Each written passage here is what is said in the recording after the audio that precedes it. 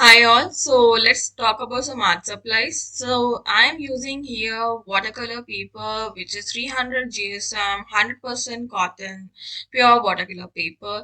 This is from the brand Bohang, and I've also been using another watercolor paper from the same brand, but then it's a little rough. But it's also 100% pure cotton watercolor paper, 300 GSM. The only difference between both the types of paper is a cold press is a texture and the texture of rough is little more. It has more grains in it. So that's the two paper that I have used throughout this class.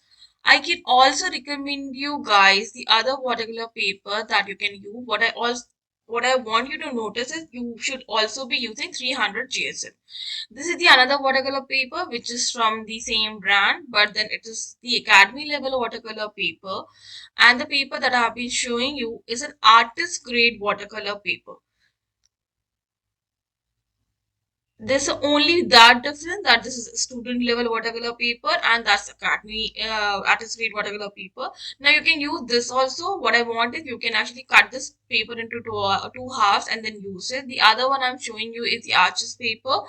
You can, if you have the arches paper, you can use same and then cut it. The last one is Saunders Waterford paper. This is also 300 GSM watercolor paper. All these papers are very good and they work perfectly fine with watercolors. If you don't have these papers, don't worry about it. You can always go for any other brand which is closer to you, and just make a note that you should be using 100% cotton watercolor paper for working with watercolors.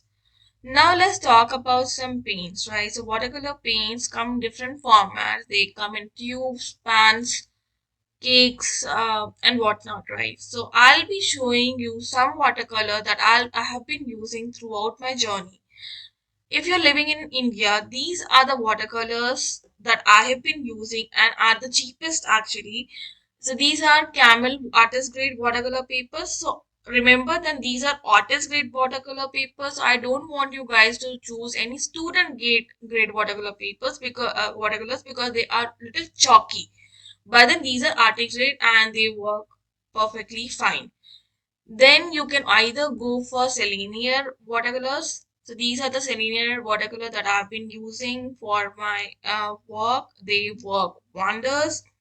Then my most favorite of all would be the White Knights that I have been using from many years now, I think, and I'm totally in love with these colors. So the next set of colors that I'll be showing you are the White Knight colors. These are the colors most favorite, and they are comparatively good also. They come in cake format and in tubes. I prefer mostly the tubes because then it makes color mixing very good. These are the recent ones that I bought from PVC. I haven't used them much, but I think I have used them for one or two paintings. It's very nice. It's very nice actually. So these are some watercolors that you can use, right? Now, after watercolors, we can jump on to the next set of supply that I'll be using for this class.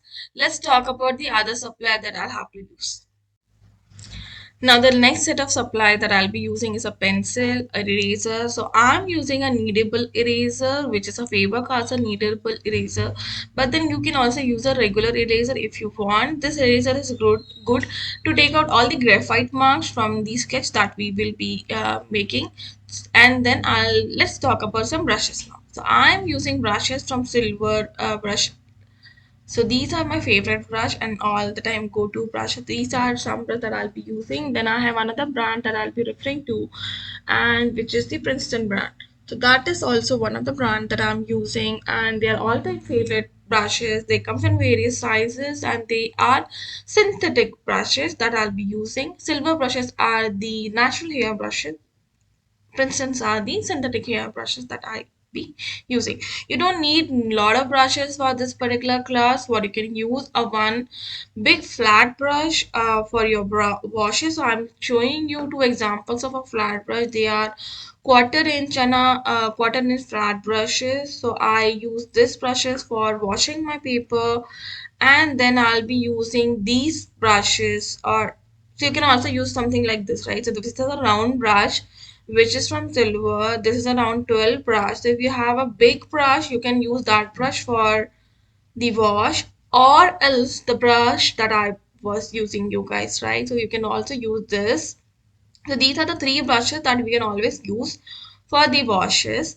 Then we have another brushes. I recommend you to go for size 6, 4, 2, or if you don't, you can also go for a size 0 for like very small things, right? And for some trees, I would also recommend you guys to go through a linear brush. So if you own a linear brush, then go for it. If you don't own a linear brush, then I think size 0 would just fit perfect. So these are the brushes that I'll be using throughout the class.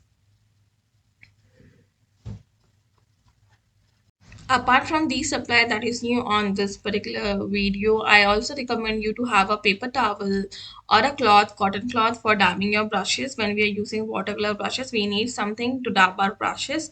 Apart from that, I also request you to maintain two sets of jars of water for watercolor. One jar for keeping a clean water and the other for one for cleaning our brushes. So I maintain two jars of water, and I recommend you to do the same. Thank you. Now this is an extra supply and this is an optional supply. If you want to use, you can use. I am not using masking tape in any of the class projects that I have been painting, that you'll be painting along with me. What I am doing is, so you see there is no border around the painting that we have. What I'm doing is I'm painting both sides of the paper. That is, I'm wetting both sides of the paper, stick the paper and then use it for painting. But if you want to have a border around it, then go for it. This is a half-inch tape, which would be perfect for this size of the painting. If you want to maintain a border around it, go for it. It's just your choice.